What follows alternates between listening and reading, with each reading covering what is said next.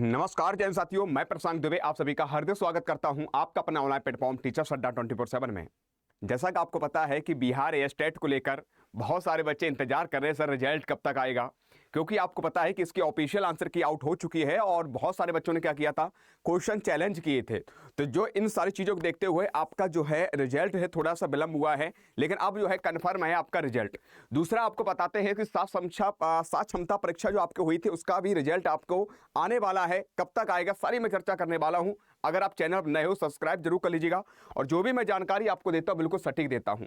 आप देख भी रहे होगे साथियों, यहाँ एक आप ही की अपडेट है, आप तक पहुंच भी गई होगी, नहीं होगी मैं बता दे रहा हूँ। तो यहाँ पर आप देख रहे हो सात क्षमता परीक्षा इसी सप्ताह में आपका जो बात करते हैं रिजल्ट आने के लिए है। साफ शब्दों का परिणाम जो है इसी सप्ताह में और एसटीटी अगले सप्ताह होगा, यानी कि आपका जो एस्टेट हुआ था वो अगले सप्ताह में देखने को मिलेगा। और साथियों यहाँ पर सात क्षमता परिणाम इसी वर्ष आपको देखने को मिलेगा। रिजल्ट वो क्या है पूरी प्रक्रिया मैं बताना चाहता हूं कि बिहार विद्यालय परीक्षा समिति द्वारा नियोजित शिक्षकों के लिए आयोजित सात क्षमता परीक्षा का परिणाम इसी सप्ताह जारी कर दिया जाएगा।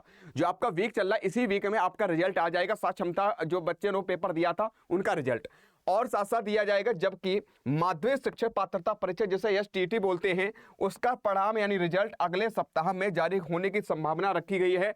बिहार बोर्ड के द्वारा एसटीटी का आंसर की जारी की जा चुकी है, लेकिन एसटीटी अभ्यर्थियों द्वारा बड़ी संख्या में प्रश्नों के दिए गए उत्तर पत्र जो है जो उत्तर दिए गए थे उसमें आपत्ति दी गई थी, अर्थात कह सकते हैं उसमें कुछ ऐसे प्रश्न थे जो भैया इन्होंने गलत आंसर दिए थे तो बच्चों ने किया था उनको आंसर की के लिए आपत्ति दर्ज की थी।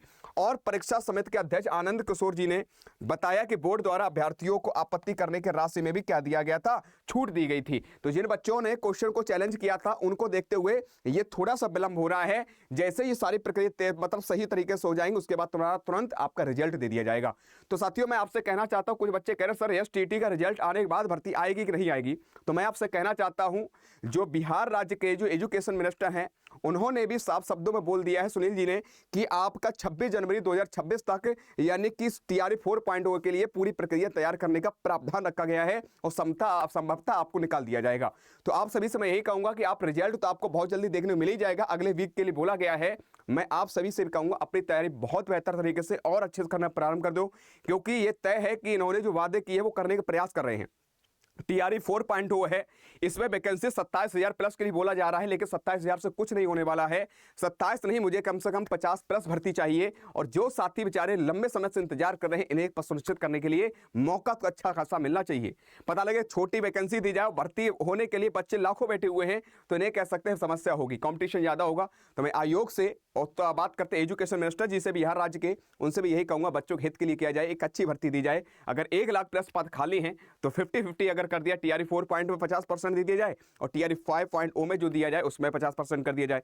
तो इसमें क्या होगा, जो बच्चे बेचारे बैठे हैं उनको भी मौका मिल जाएगा और कह सकते हैं कुछ चीज़ें जो हैं बहुत अच्छी रहेंगी। बाद बाकी जितने भी साथी हैं किसी प्रकार का अगर आपको कोई दिक्कत आ रही है, कोई समस्या आ रही है तो नीचे दिए गए नंबर पर आप कॉल भी कर सकते हो। आपकी समस्या इस नंबर पर आपके समाधान हो जाएगी अगर किसी प्रकार की आती है। ठीक है, तैयार करते रहिए, मेहनत करते रहिएगा और किसी प्रकार से कोई दिक्कत आए तो कमेंट बॉक्स में कमेंट करके पूछते रहिएगा।